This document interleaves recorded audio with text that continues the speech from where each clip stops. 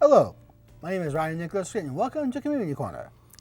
Hello, my name is Connie Castle. Welcome to Community Corner. I am David DeWitt Taylor. Welcome to Community Corner. Ryan. Thank you, gentlemen. Good afternoon, everyone. We love the news, and most of our friends are interested in what happens in the world today.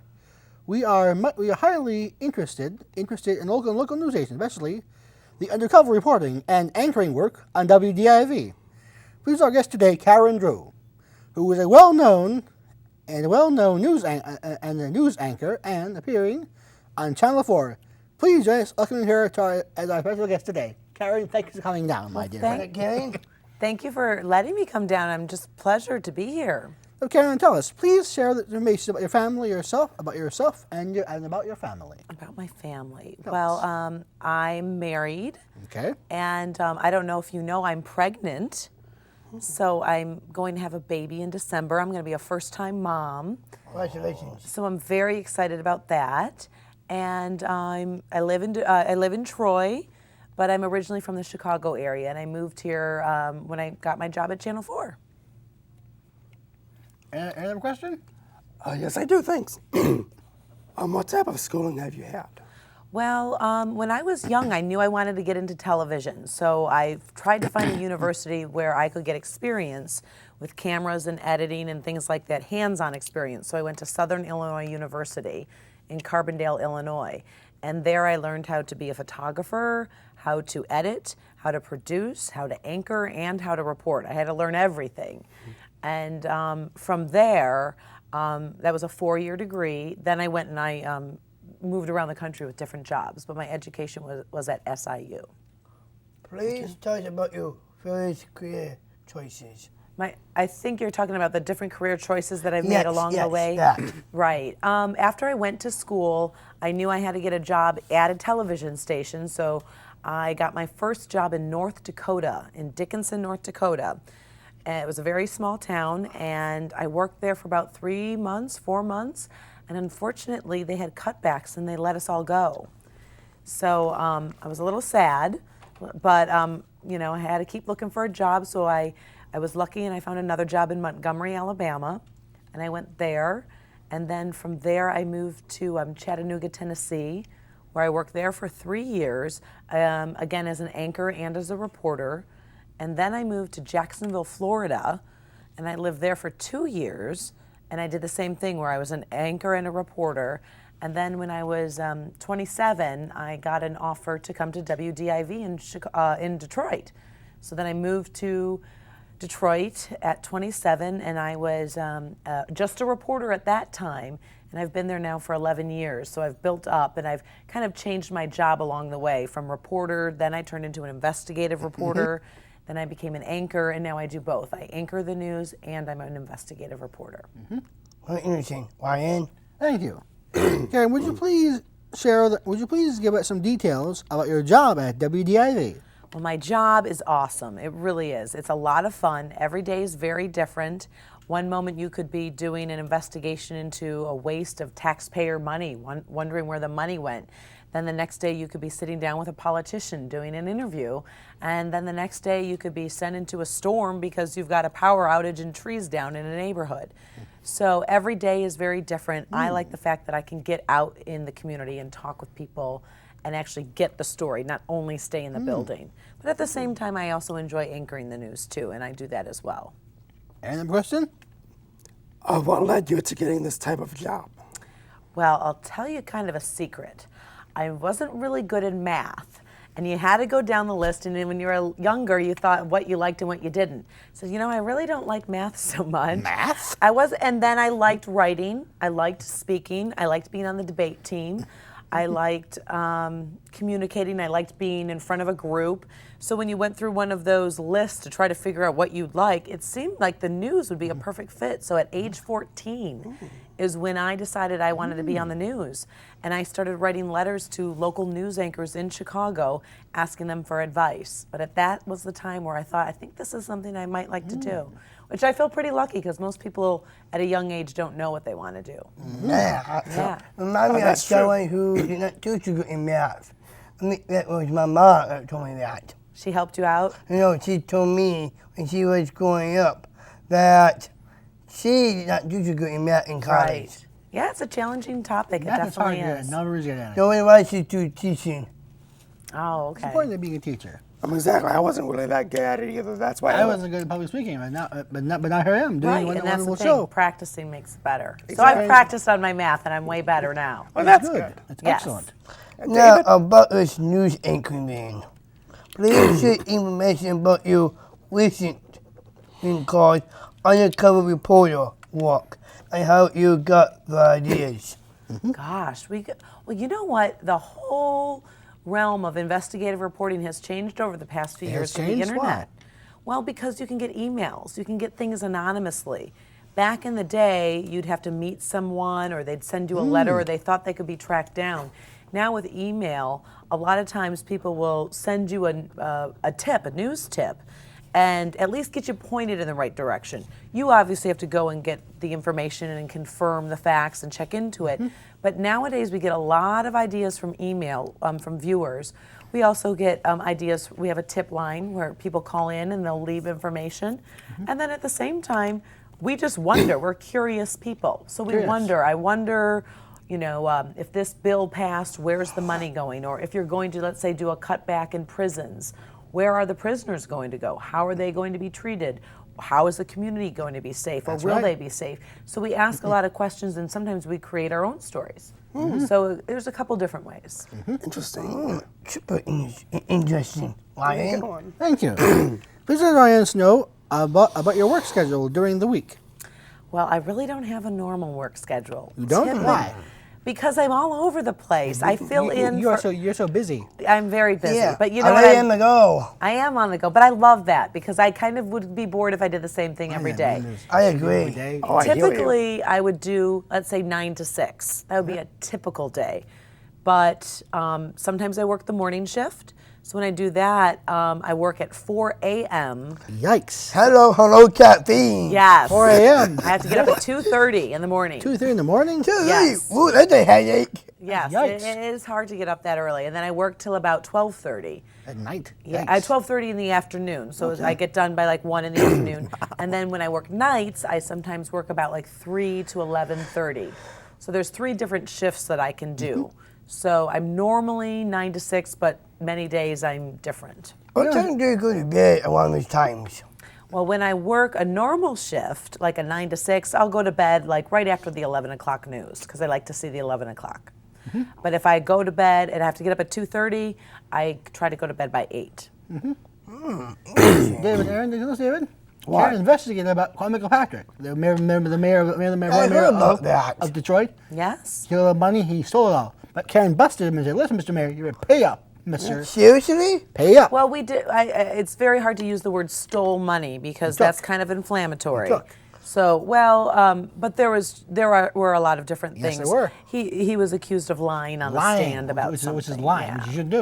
I'm trying to learn not to lie to my parents. But yeah, that's true. You shouldn't lie for Lying sure. is bad. I mean, you never Yeah. ever do. Lying's rude. So, You get in trouble. but yeah, that was one of many stories that we covered. That's right. Definitely. Kwame Kilpatrick. Did you? Oh, that was him? Yes. Okay. Do you have any personal contact with people with disabilities?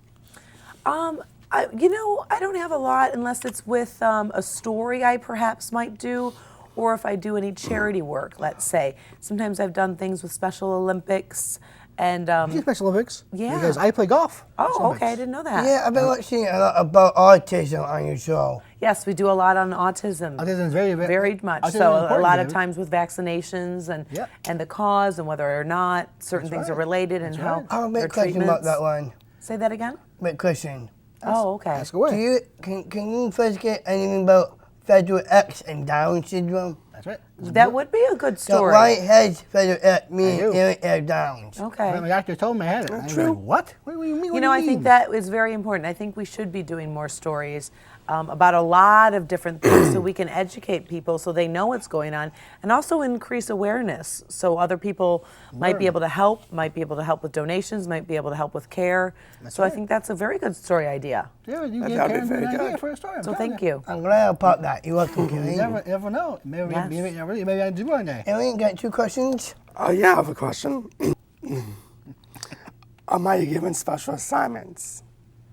Have I been given special assignments? Yes. Yes, I've been given a lot of special assignments. I've done things, obviously investigative wise. I've done things where I've been sent to the heart of a hurricane, which has been quite interesting. When I used to work in Florida, I used to chase hurricanes, so that was considered a special Chasing assignment. hurricanes? Yeah. Have you seen the movie Twister? Well, there were no twisters at the time, but yes, twisters can be a result I mean, have you of. seen the movie Twister? Oh no, I've seen the movie. Yeah, a good one. I love that movie. I Yeah, love it's it. very good.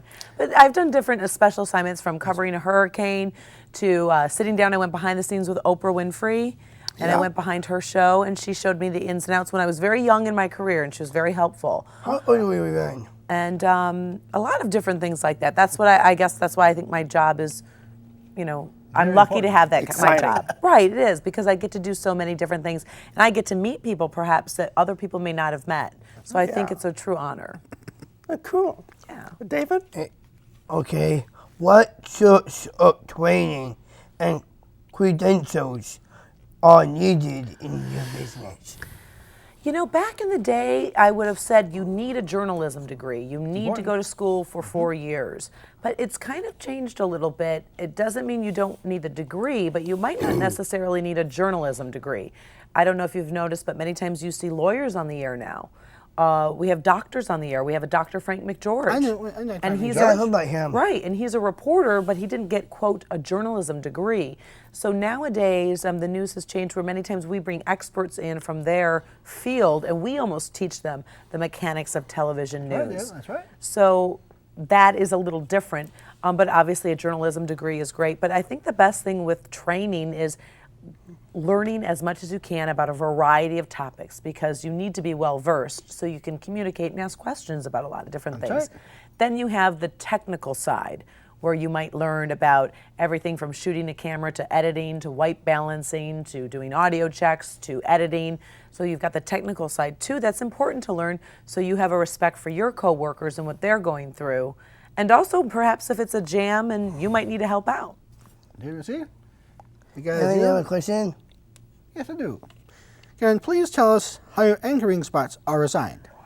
How the anchoring spots, pretty much it's based on, I do the noon every week. Okay. Now, it sometimes changes because people will be on vacation or, let's say, on assignment. Okay. So that's really how it's dictated. And obviously, if you don't get good ratings, you could be pulled from your show. Oh, that's right. So you definitely want to always make sure that your show's doing pretty well. And I'm trying to learn now on my own radio show too. You have your own radio show? Yeah, my mom came down one day and told me you better do this, better do that. That's right. Have the laws, read it. Well, that's always good to get outside opinions, I think, and we do that too. We get consultants that actually come in. I was meeting with one last week, and they sit and they watch their tape and they say, do this, don't do that, or say it this way, or don't say it this way, or an outside opinion to make you a better communicator. So I think it's always good to get advice on that. I know. So, what do you think we're doing now? Do you think we're all doing a great job? I've noticed you seem very prepared, which is pretty impressive from a reporter's perspective, because I've gone to meetings and interviews where they don't have the list of questions, they don't know where they're going with the interview, and I think you all have obviously prepared, and you feel confident. It seems you feel real confident on the air, and that's impressive. You know what I can tell you? Someday, you guys meet with her one day, you're going to hear my name on the news. One day. Someday? May I feel us. Maybe, you never know. Any other question? Very cool. Are there any tours at WDIV for the public? Tours. Oh, tours. Yeah. Definitely. I don't think you came on the tour last time, but Ryan was a lucky one time. Yeah, he was. He came on a Actually, tour. twice. He told Yes, me. and I would love to invite you. If you haven't been on a tour, I would love for you to come down and show you how the inner workings work with our newsroom. They'll take you into the control room where you can sit where the director is and the producer is, where they're making those last-minute decisions. And then we can also bring you in the studio, as long as everyone's quiet, because you can't talk. Okay. And then you can watch part of a newscast. And we do those tours individually. We sometimes do them for special groups, like Girl Scouts or Boy Scouts.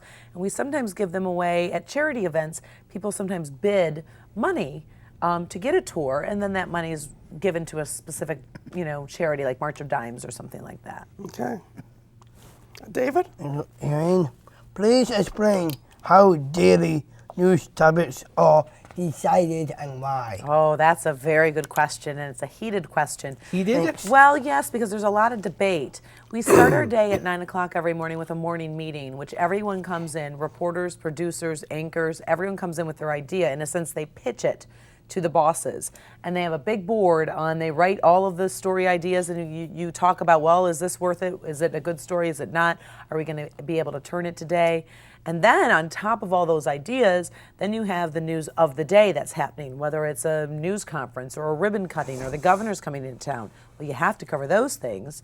And then there are the stories that you don't even know are going to happen around 1 or 2 or 3 or 4. There could be breaking news. There could be a semi that is, in an accident on I-94, or there could be bad weather. So then when those things come into play, then you have to decide, oh, what do we not cover because of that?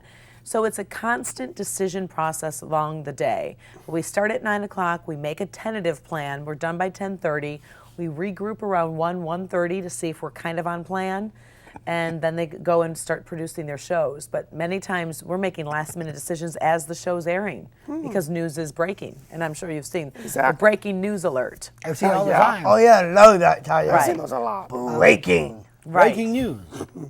It sounded like to me I'm breaking a call. Yeah. That's right, David. That's right. Thanks, David. Thanks. Please tell us about the practice schedule of a news team, because news teams are very much practice. The practice schedule? Yeah, for a news team, how do you guys practice?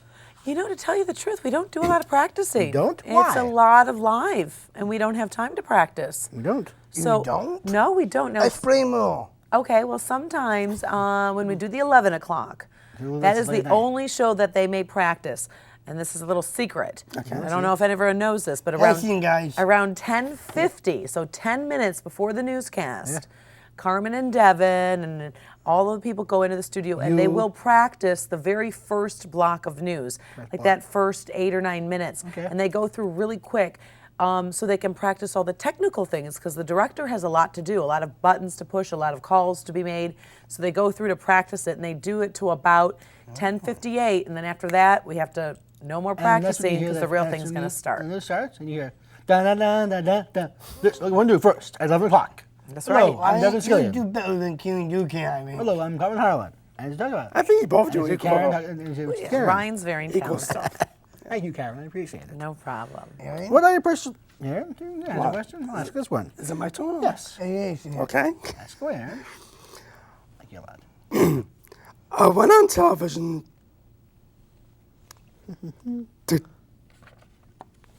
do you plan your own clothing and makeup, or are you helped in the selection? We are helped. We know what we're supposed to wear. We're supposed to wear solid colors. We're not supposed to wear stripes and dots and a lot of pattern because it makes the camera kind of jump a little bit. We're not supposed to wear white because that's also a color you're not supposed to wear. Okay. You're not supposed to wear a lot of big jewelry. Things that are dainty and small are okay. The point of that is you want the viewer to be paying attention to your story and your words, not your clothes. Distracting, then they're not paying attention to what your job is telling a story. But many times, you might break the rules, and when you do, we have an image consultant that will contact you and say, that outfit didn't work, That didn't or work at all. that didn't look that good. And they also have someone who comes in, who helps you with your hair and your makeup. Now, they don't come in every day. They come in and they teach you what to do. And then you do it yourself. But then about maybe once a year, you get kind of a refresher course, because things have changed now with HDTV. Because before, when we would do our makeup, we'd put a lot of makeup on because the lights would really drown you out. You'd be really pale. But now with HDTV, we don't put a lot of makeup on, and it really shows a lot more. So you have to prepare yourself a little differently. HGTV is wonderful, isn't it? Oh, yeah. News people don't think so much because it shows all of the lines, I the know. wrinkles, the freckles, if you have a blemish. know. It shows everything. So we kind of like the olden days, but The olden days. things are changing and you have to get used to Give it. me an example. But HGTV is good when I'm watching a movie in my basement. I like that. Maybe what yeah, the that's the NFL. But on being on the air NBC. sometimes I don't I like know, it so Karen. much. I know. David? And Aaron, do you do any writing or editing for your news reports, and why? Do I do the editing myself? Writing or editing, either one. Well, yes, I do the writing. I do the writing for sure on all of my stories that I report. Now, when I'm an anchor, I don't necessarily write all those stories because they normally have a producer and a writer who will put the newscast together. I may help write or I may fine-tune a script, but I'm not responsible for writing the entire show. But I do write all of my individual reports, and then editing. I edit it down when I know. Let's say my piece comes in at 3.5 minutes, and they only are going to give me 3 minutes. I may edit it down. Or if it's an investigation that might involve a lawsuit or might get someone angry or they might want to sue us, then we take that script and we send it to our lawyer. And then our lawyer will edit the script. And he will go through with a fine-tooth comb and check words and make sure everything is perfect because we don't want to be sued. There we go, David. Yeah, Karen's head of the crime. She's a crime tracker now. Makes all of crime. Neighborhood crime tracker. She does. Yes, that's a franchise we do, the Neighborhood Crime Tracker, where That's right. we That's try to it. let people know different crimes that might be going on in the community. I'm watching those. I've been watching and learning. Yeah, So nobody comes into my house and steals anything from me. that's Oh, true. no You way. got to be ready. That's always a good thing Karen's to like, do. what That's are, good. what Thank are your you. personal hobbies and you're welcome. interests? My personal hobbies, I love running. I've been a runner since I was like in 7th grade. I also love kickboxing. Kickboxing. Yes, it's great. Boink. Exactly. I love putting on the big gloves and punching the punching bag. It's a great stress reliever one if was you're having a bad excellent. day. And I go to a Kickboxing. place in Royal Oak. It's really, really fun. Is it Ken Rope? That's the guy I'm thinking of. Ken Rope. I'm thinking. Ken Levy used to Ken have a Le- place, but it's at 13 in Woodward. It's called Elite Kickboxing. Elite. I've heard about that place. It's Elite. wonderful. I haven't done it recently because I'm pregnant and it wouldn't be necessarily the safest thing to do. But I love doing that. I'm a big reader. I love reading. Okay. And Gotcha. those are some of the things I like to do.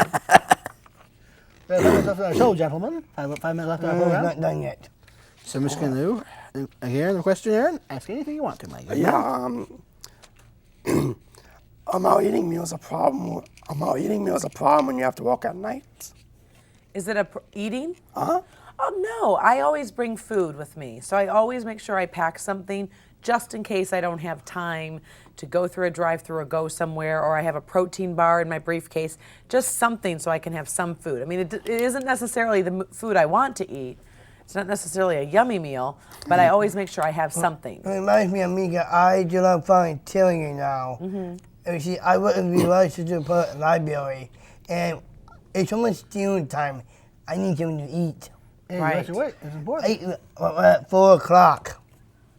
Yeah, so sometimes you just need a little something, and so Yeah. you have to be prepared. I watch you you at 4 o'clock. I watch you all the way at 4. I watch you all the time. Yes, Sure do. I appreciate that. Thanks, Karen. We I like appreciate our it. viewers. Did you have a And question? my hearing support leads me to this question. Do you socialize with station personnel on your own time? I sure do.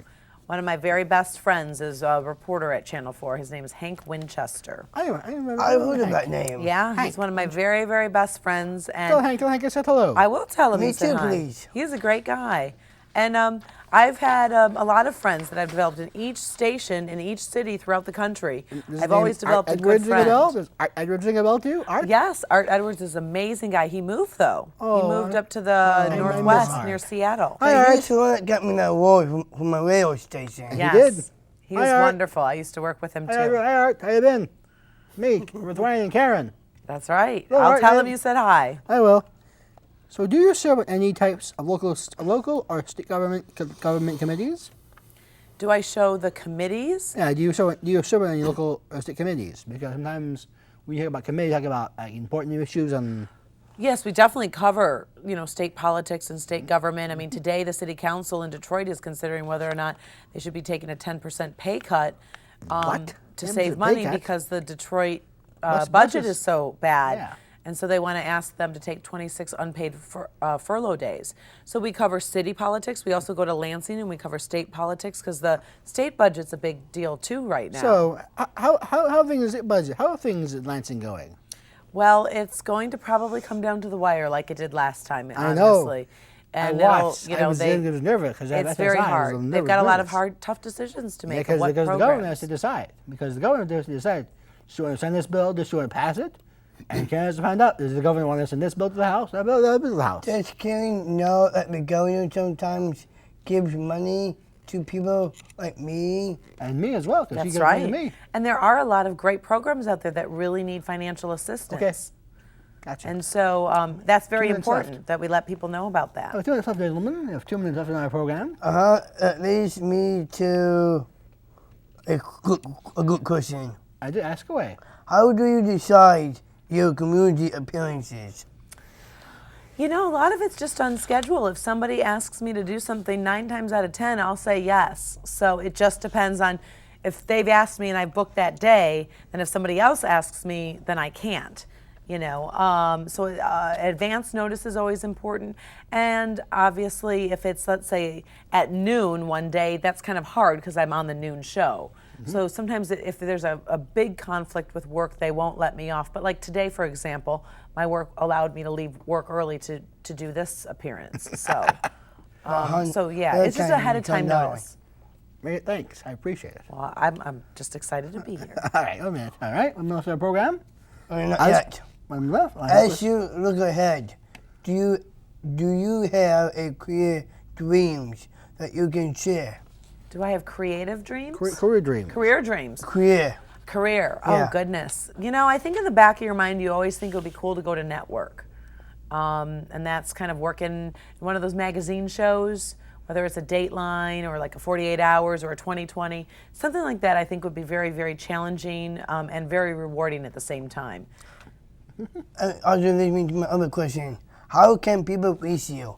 How can people reach me? Yeah. The email, I would say, would be the best because I'm always away from my phone. And my email is really easy. It's kdrew, KDREW, at WDIV.com. That's it?